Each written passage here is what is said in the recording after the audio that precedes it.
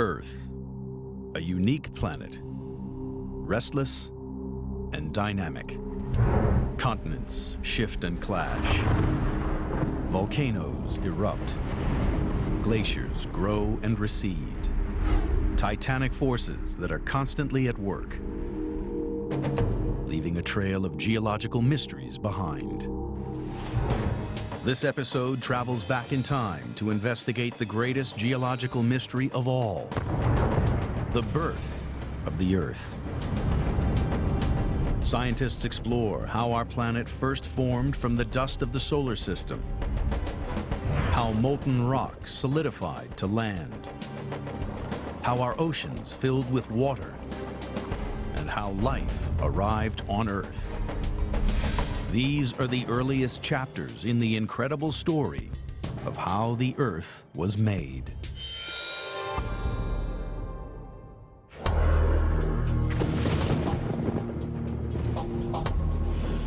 When it comes to finding clues to the birth of the Earth, our planet has been good at covering its tracks.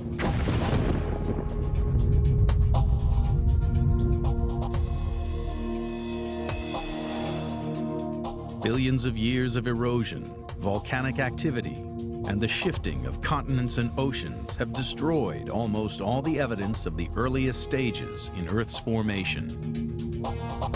For geologists trying to discover how and when the Earth first formed, this is a major challenge. As geologists began to question the age of the Earth, and of course they looked for older and older rocks, what we began to find was that the further back you go in Earth history, the harder it is to find any of those rocks.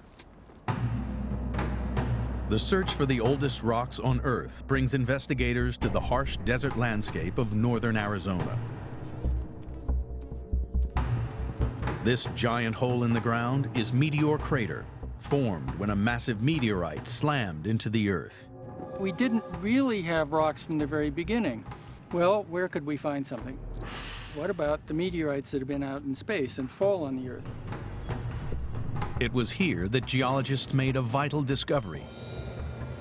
Meteorites are older than any rocks on Earth. They had found the key that would unlock the secret of Earth's formation. If the oldest rocks came from space, that is where the investigation must begin, in space.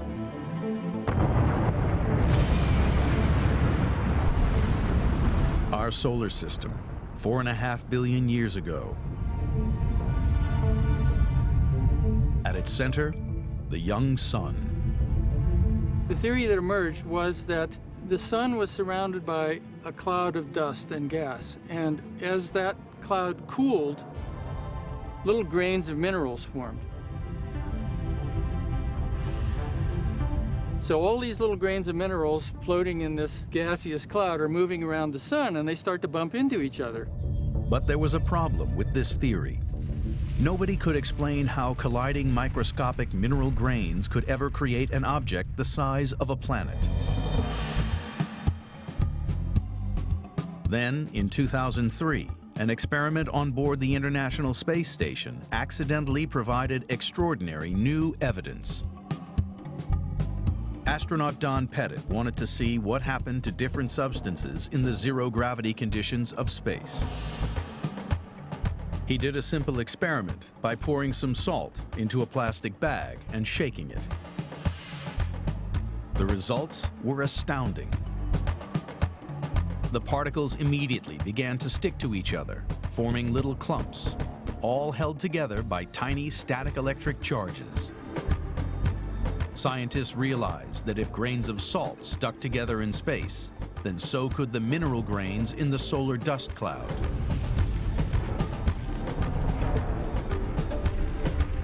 Here was real evidence for the fundamental mechanism that kick-started the formation of the Earth. As mineral grains in the solar dust cloud bumped into each other and stuck together, they grew into small pieces of rock orbiting the sun. Over the next few million years, some of them collided and grew bigger. Many of these rocks are still orbiting the sun today. They have drifted for the past 4.5 billion years, unchanged from when they first formed. Occasionally, they fall to Earth, and we call them meteorites. They provide scientists with an incredible window onto the past. We brought what's called a stony type of meteorite. What the scientists do then is slice across it and look on the inside. And to a planetary mineralogist, you start seeing all kinds of wonderful things. This meteorite contains minerals and metals from every part of the solar dust cloud. So what we're looking at is the assemblage of all these little ancient materials that were floating around the sun in the nebula of dust and gas. And when they hit each other, they gradually aggregated into solid bodies, which got bigger and bigger. Gradually, billions of these rocks grew as they orbited the sun. First to the size of boulders, then as big as houses. And they kept on growing. When an object reached about half a mile across, its own gravitational pull became strong enough to draw other objects towards it. Some object in this huge number of objects going around the sun, one of them had to be the biggest. And as soon as it gets bigger than the others, it's sweeping up more objects, just like you're driving through a cloud of mosquitoes at night in your car and the front windshield's getting hit more often. So the bigger it is, the faster it grows. And the faster it grows, the more gravity it gets, and that pulls in more objects. So the biggest object starts to run away from the crowd. It starts to grow fastest. And that biggest object was the fledgling Earth. Soon, the young planet had so much gravitational pull that it began to attract bigger and bigger objects. As they crashed onto its surface, Earth's size increased with every impact. The bombardment was so intense that it only took about 30 million years for the planet to grow to almost its present size. The young Earth was made of billions of pieces of rock randomly stuck together. But geologists know that the modern Earth is not like that. Below the surface, Earth is separated into distinct layers. A thin crust, then a massive dense layer of rock called the mantle, and at the center, an iron and nickel core. Some extraordinary event must have occurred to transform the interior of the young planet. Geologists now believe that soon after it formed, the Earth completely melted. Originally, the Earth was probably just a big collection of rocks like this, but it heated up to the point where these rocks all melted. And when that happened, the denser elements sank down through to the very core of the Earth, and the lighter elements floated at the top. The huge gravitational pull dragged the heavy iron and nickel down to form the core and separated the rest of the planet into layers. What caused such a huge mass of rock and metal to heat up in the freezing depths of space puzzled geologists for many years. We think it's from the incorporation of very hot radioactive elements. They're out there floating in space. As the Earth accretes, it includes some of this ferociously hot material. As it gets inside there, it begins to heat up the rocks around it. And if you build the Earth fast enough and you incorporate enough of this really hot radioactive elements, it'll be enough to melt the Earth from the inside out. Only 30 million years after it began to form, Earth had become a giant round ball of boiling liquid rock and metal orbiting the sun. Imagine a totally molten world. I mean, it had molten magma oceans, no dry land anywhere, no water, just flowing lava everywhere. The temperature of the molten Earth was now a staggering 2,000 degrees. But at the edge of the planet, the vacuum of space is a constant minus 450 degrees. almost 2,500 degrees colder. The surface rock could not stay molten for long. It's cooling from the outside in. So from the outside begins to crust over, and you get this little scab, like on a wound, of cooled rock, but still really hot, and then gradually begins to cool from the outside in. In less than 1 million years, Earth's surface was covered in a thin crust.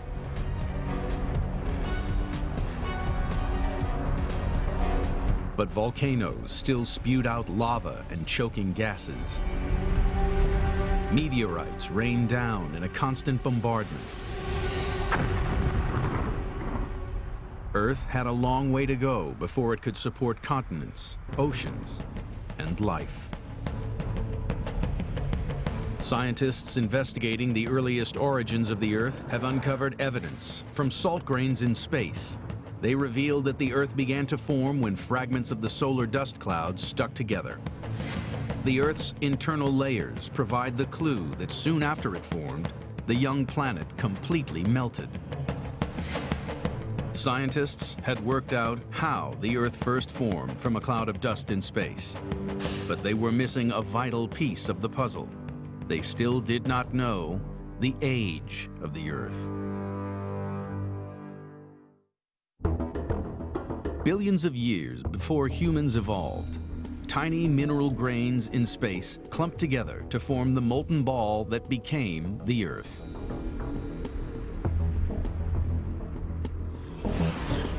But exactly when that happened is a question that has taxed the minds of scholars and scientists for centuries. In 1650, the Irish Archbishop James Ussher added up the ages of all the prophets and kings in the Bible. His calculations led him to very precise conclusions. That Earth was created at nightfall before Sunday, October 23rd, 4004 BC.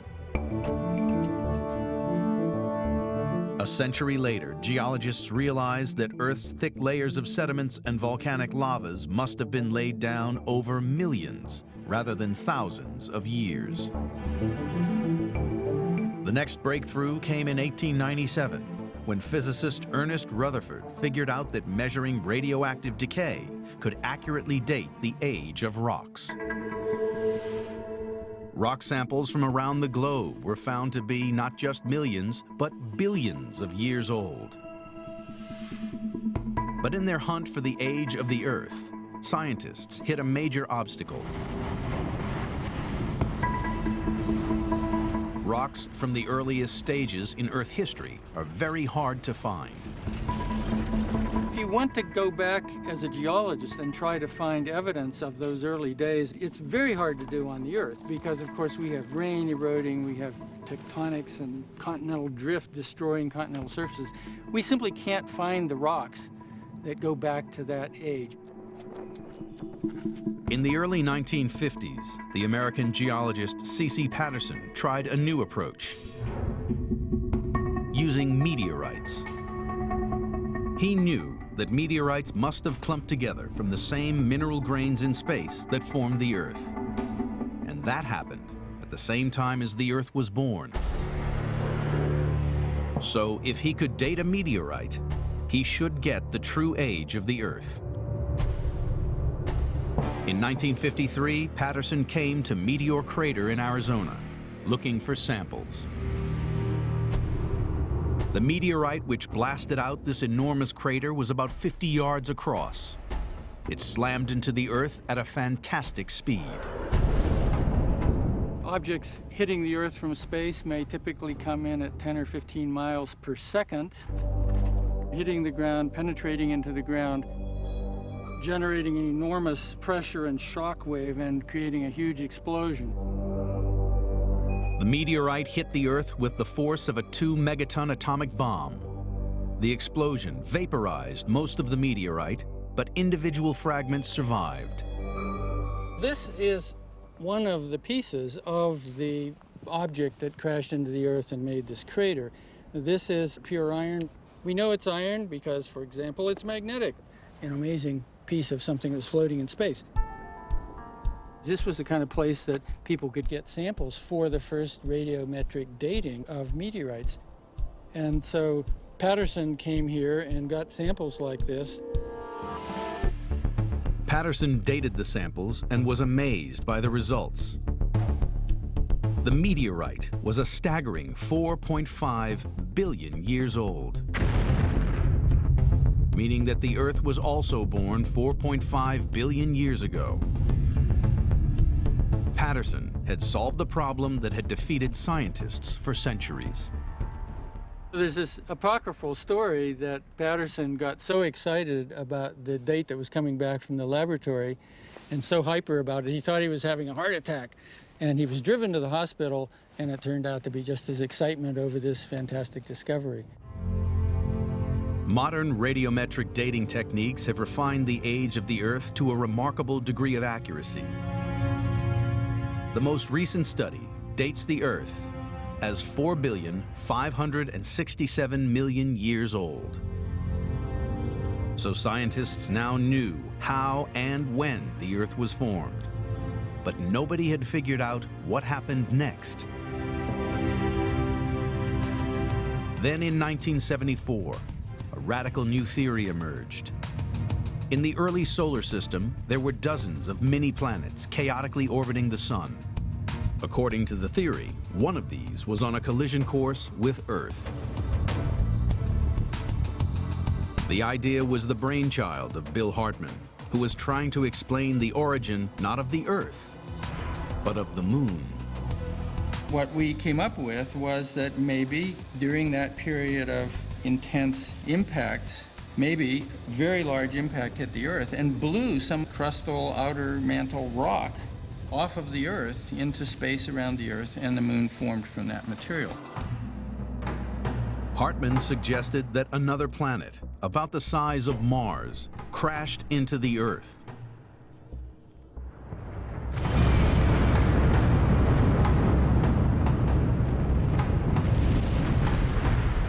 He claimed that the Moon could have been formed by debris from that collision.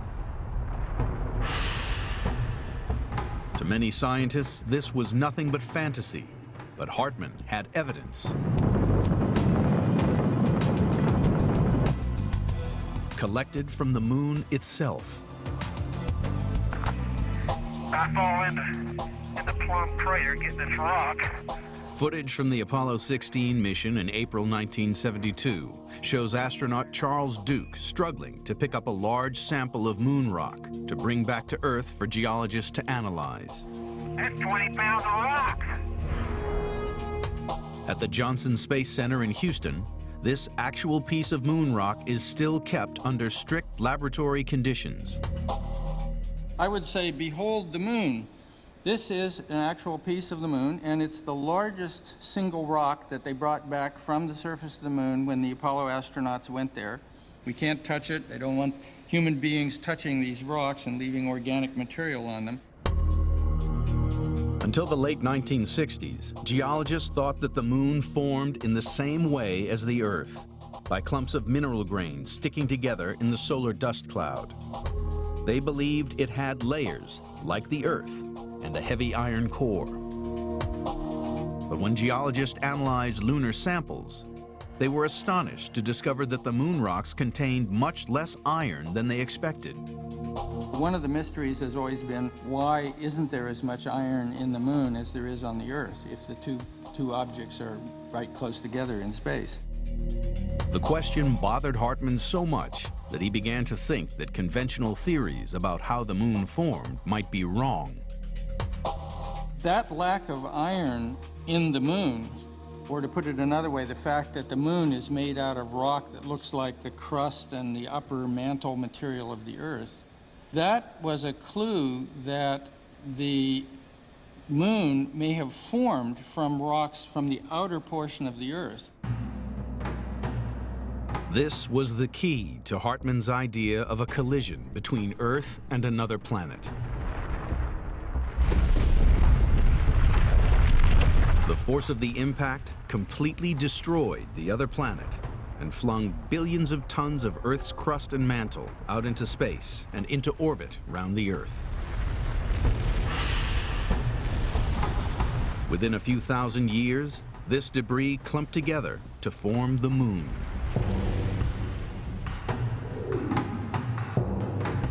Advanced computer models showed that the collision was a glancing blow. The other planet did not hit Earth head-on. This meant that while Earth's outer layers were ripped off, none of its iron core was blasted away. That lack of iron would end up explaining why we have a moon that is only the rocky material without the iron material. Hartmann's collision idea is now accepted as fact. It was his fascination with the moon that led to a new understanding about a vital stage in the formation of the Earth. The moon always, to me, is a reminder that we live in a larger environment than just the Earth. It's the cosmic environment. The inner solar system is our environment that we can move around in now.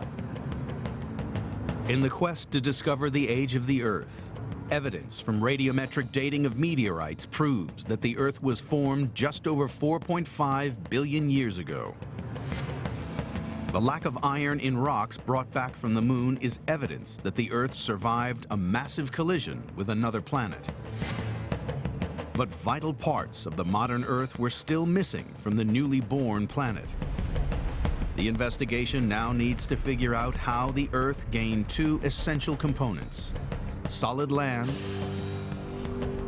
and water.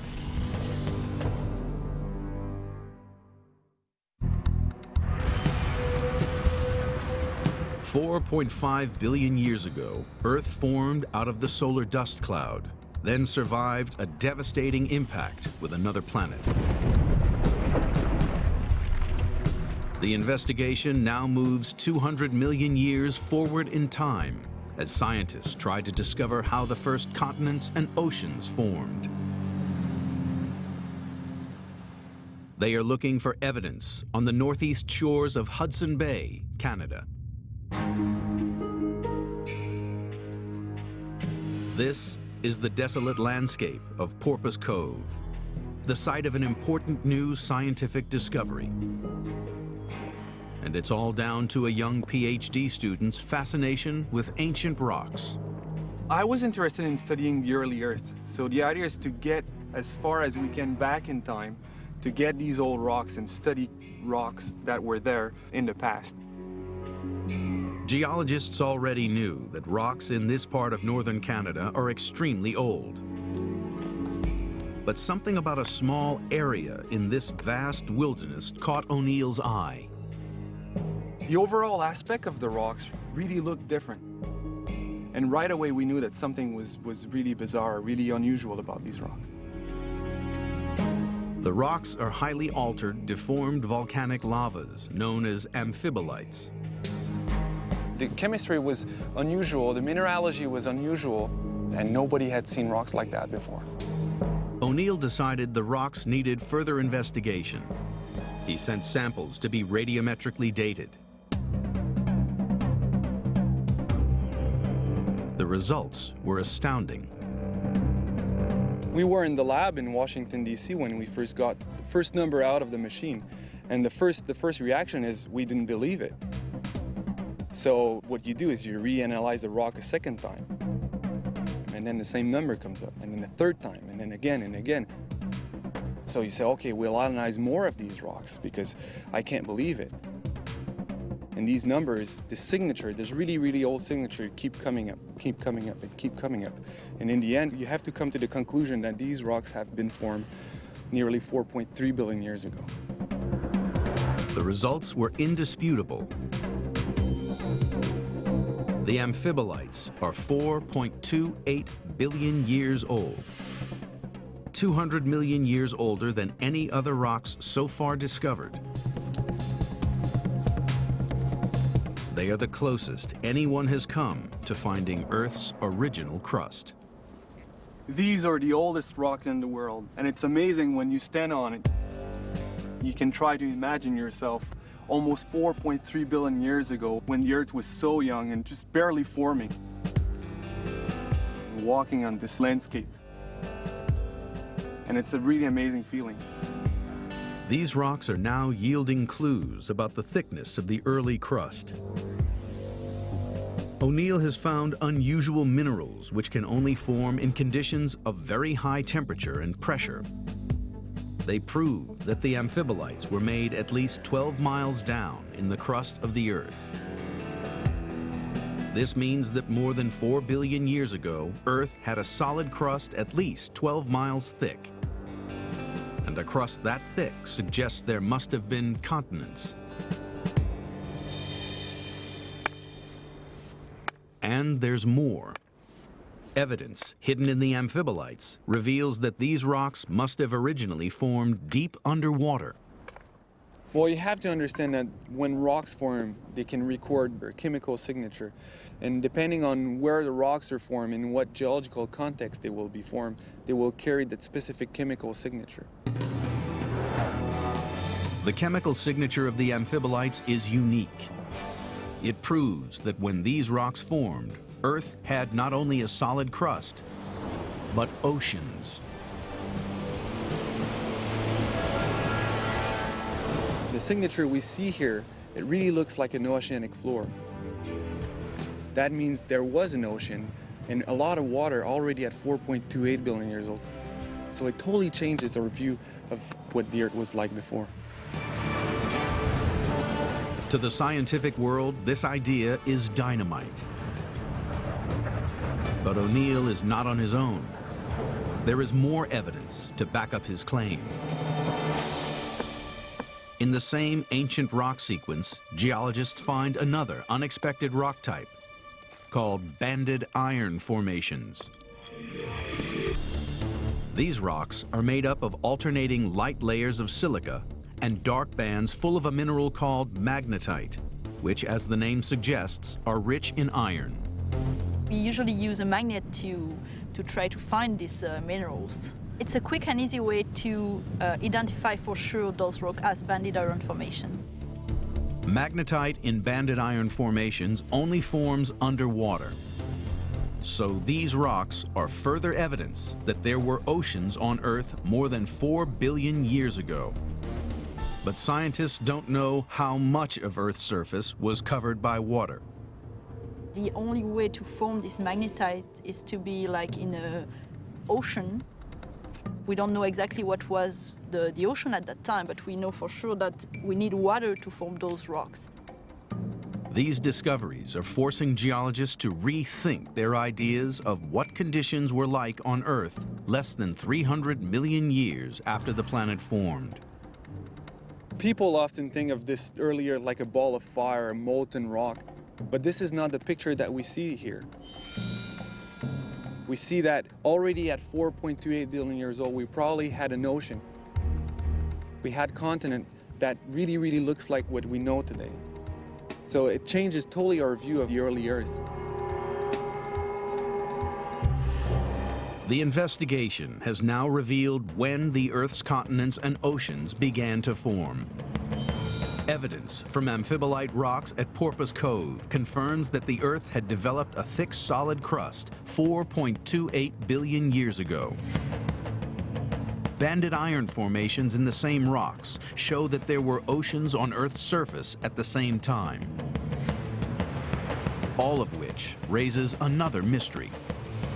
If oceans existed more than 4 billion years ago, the investigation needs to figure out where all the water came from.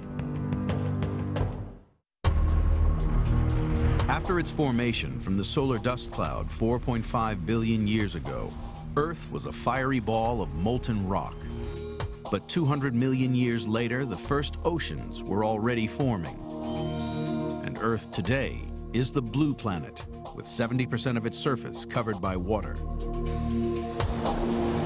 The investigation now looks at the mystery of the origin of Earth's water.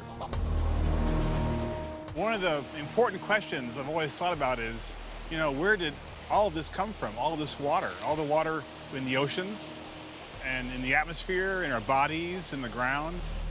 When you look at the Earth from space, what really impresses you is the water, how beautiful this planet is. Why does Earth have all this water? And how did it get here? The question has puzzled geologists for years. Now, they believe the answer lies in space. New evidence showing how our water arrived on Earth has emerged from a meteorite that fell in 1998, but which has only recently been analyzed. We found an astonishing thing. This meteorite contains grains of table salt, just like you put in on your fish and chips. The clue is trapped inside the crystals of salt and revealed under the microscope. Minute droplets of liquid water. On the computer screen, you can see a little fluid inclusion, a little drop of water, and you'll know it's water. We know it's liquid because you see a little bubble moving around inside of this little droplet of water. The amazing thing about this discovery is the age of the water. You can date this by several different dating techniques. The salt itself is 4.5 billion years old. The water inside has to be at least that old, if not even older. There's no question about it. And so this water is at least as old as the solar system. Here is visible evidence that water existed in space when the Earth first formed. And Zelensky is convinced that meteorites then brought the water to Earth. And so it's looking more and more like the water arrived drop by drop in rocks like this meteorite here, landing over the course of billions of years. You have lots of material coming in every day and smacking into the Earth and depositing a little bit of water, a few drops at a time.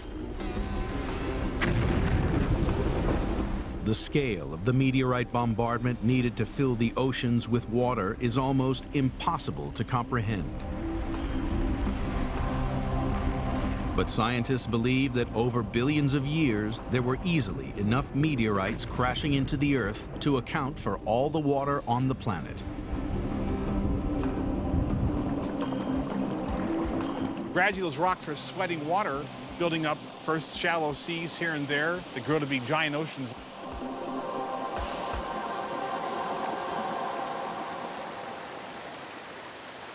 So you go from this to this.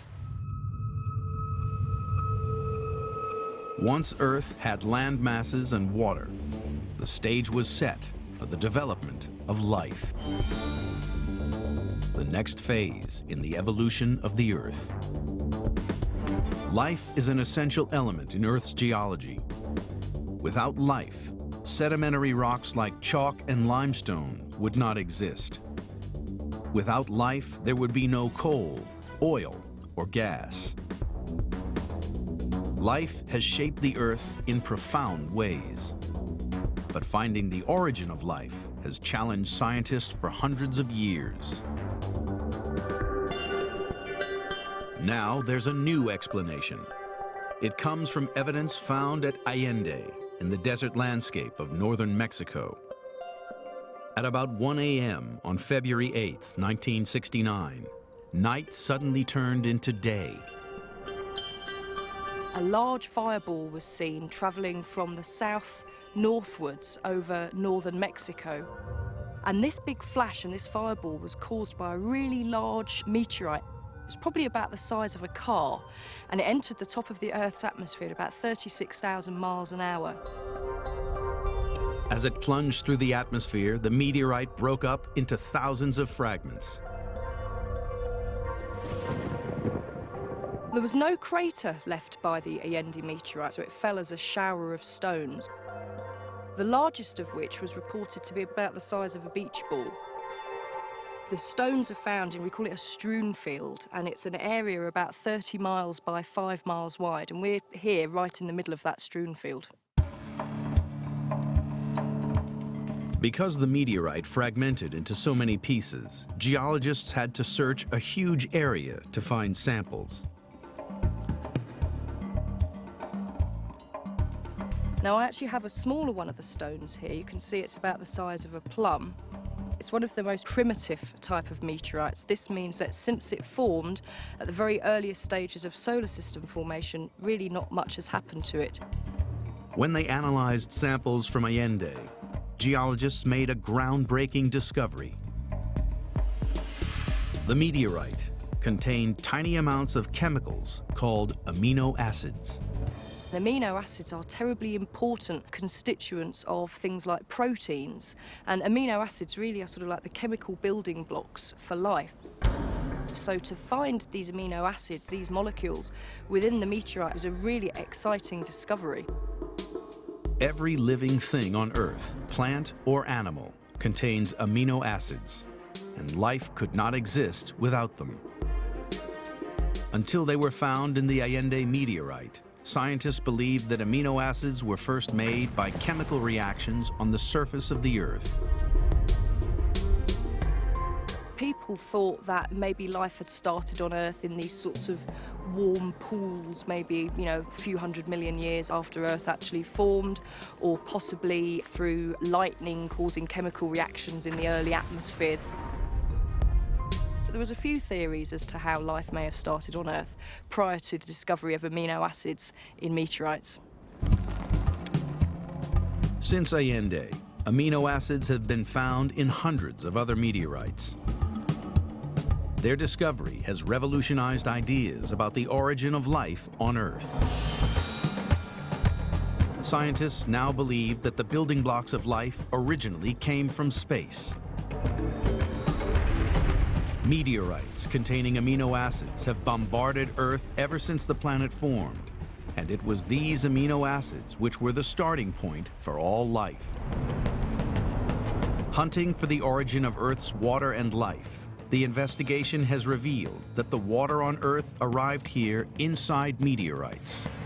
And meteorites also brought amino acids, the building blocks of life, to Earth from space. Scientists now need one more piece of the puzzle to explain the final stage in Earth's journey. From particles in the solar dust cloud to a planet where life itself builds Earth's geological features.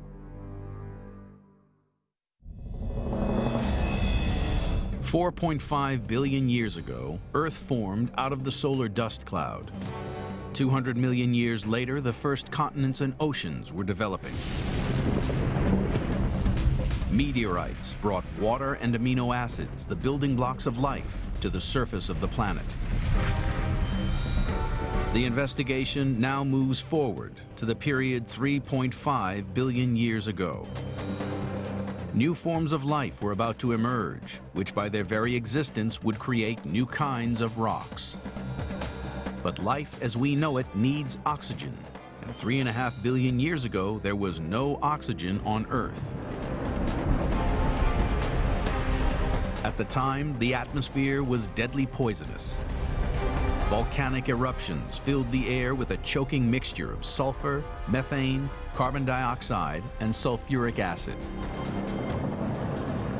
But primitive life forms did exist. The fossilized remains of strange coral-like structures have been found in rocks more than 3 billion years old in many parts of the world. They are called stromatolites, and they are a clue as to how the atmosphere filled with oxygen. Living stromatolites are incredibly rare.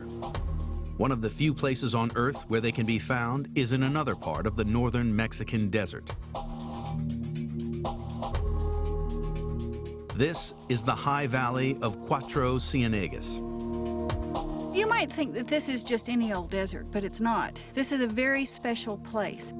Because of particular way the chemistry is in this valley, it's unlike any other place on the planet.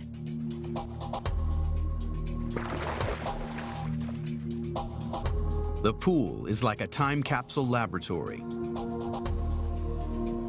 By examining the modern stromatolites, scientists can work out how they were made more than 3 billion years ago. What's interesting about Cuatro Ciénegas is that this is almost like a proxy to right before the world had a lot of oxygen in it.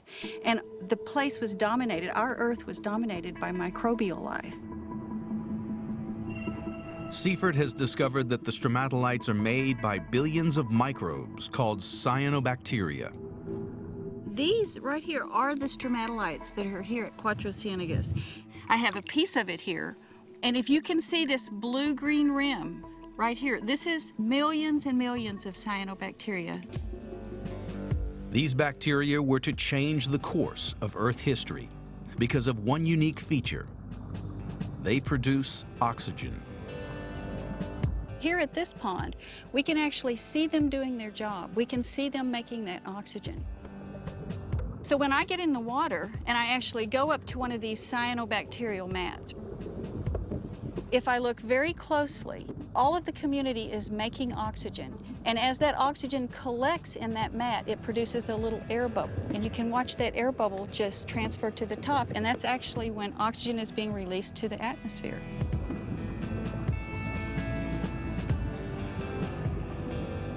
$3.5 billion years ago, oxygen was deadly poisonous to other early life forms, which used sulfur to obtain energy. Cyanobacteria developed a little molecular machine that could actually take sunlight and take water, and they made a byproduct that was oxygen. Well, on this planet back then, none of the life was used to oxygen. And it's at that point in life's history when they began making excess oxygen that got into the atmosphere, our whole world changed in the way it worked. Over geological time, there were enough cyanobacteria to produce trillions of tons of oxygen, creating the atmosphere we breathe today. And they were responsible for changing the way all life evolved. From an evolutionary standpoint on planet Earth, we are where we are because of cyanobacteria and the fact that they managed to fill our atmosphere full of oxygen. Because unless we'd had that gas, we wouldn't have the complex organisms that we have on the planet. You and I wouldn't be here today. Once the atmosphere began filling with oxygen, the stage was set for the evolution of all plant and animal life. The impact on Earth's geology was profound. Over hundreds of millions of years, decaying plant matter from tropical forests built up compressed layers, which eventually formed all the coal, oil, and gas deposits on the planet. Sedimentary rocks like limestone and chalk are made largely from the skeletons of marine animals which accumulated at the bottom of shallow seas. Without life, Earth's geology would be very different. The investigation into the birth of the Earth has uncovered evidence revealing the secrets of Earth's development. Experiments on salt crystals in space reveal that the Earth began to form when mineral grains in the solar dust clouds stuck together. Evidence from meteorites proves that Earth first formed 4.567 billion years ago. The oldest rocks in the world are evidence that continents and oceans were forming 4.28 billion years ago, much earlier than previously thought. Liquid water in meteorites proves that water was brought to Earth during billions of years of meteorite bombardment. 3.5 billion years ago, a billion years after it first began to grow out of the solar dust cloud, Earth had continents, oceans, primitive life forms, and oxygen. The birth of the Earth was complete. A new canvas on which billions of years of geological processes could mold the planet we inhabit today.